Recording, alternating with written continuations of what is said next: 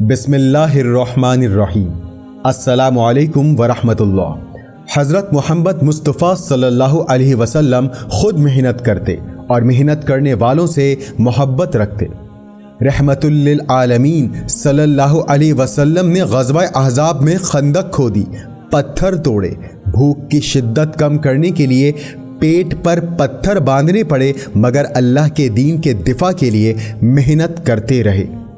حضرت محمد مصطفیٰ صلی اللہ علیہ وسلم نے مسجد قباء کی تعمیر میں خود حصہ ڈالا اور مزدوری کی۔ بچپن میں آپ صلی اللہ علیہ وسلم بکریاں چرایا کرتے تھے۔ محنت مشقت کرنا رسولوں اور پیغمبروں کی سنت ہے۔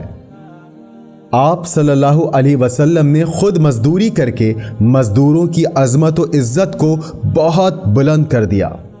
محنت کش کے مقام کا اندازہ کرنے کے لیے آپ صلی اللہ علیہ وسلم کا یہ فرمان ہی کافی ہے، جس کے مطابق روز قیامت محنت کش کا مقدمہ خود آپ صلی اللہ علیہ وسلم لڑیں گے اور محنت کش کی حق تلفی کرنے والوں، بدسلوکی کرنے والوں اور ظلم و زیادتی کرنے والوں کو سزا دلائیں گے۔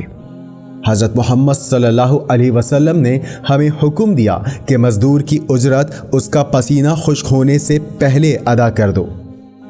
دین حق اسلام انسانوں کے حقوق کے تحفظ کے لیے جو احکامات دیتا ہے، اس کا تصور کرنا بھی کسی کے لیے ممکن نہ تھا۔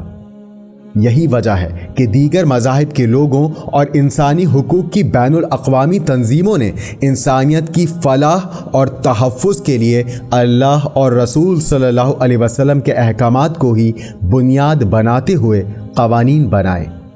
نبی پاک صلی اللہ علیہ وسلم نے دور جاہلیت میں علم، اصول، انصاف اور انسانیت کے جس نور سے لوگوں کو منور کیا، تا قیامت اسی نور سے جہالت کے اندھیروں کے مٹنے کا سلسلہ جاری رہے گا۔ مگر دین سے دوری کے سبب بدقسمتی سے ہم آج زوال و پستی کی راہ پر ہیں۔ ہمیں والدین، اساتذہ، رشتہ داروں اور پڑوسیوں کے حقوق کا علم نہیں ہے تو مزدوروں کے حقوق کیا جانیں گے؟ اور جو علم رکھتے ہیں وہ عمل کرنے سے گریزاں ہیں۔ ہمارے ہاں علم اور عمل کا کوئی کنیکشن ہی نہیں ہے۔ ہماری نظر میں کتابی باتیں اور پریکٹیکل لائف دو الگ الگ چیزیں ہیں۔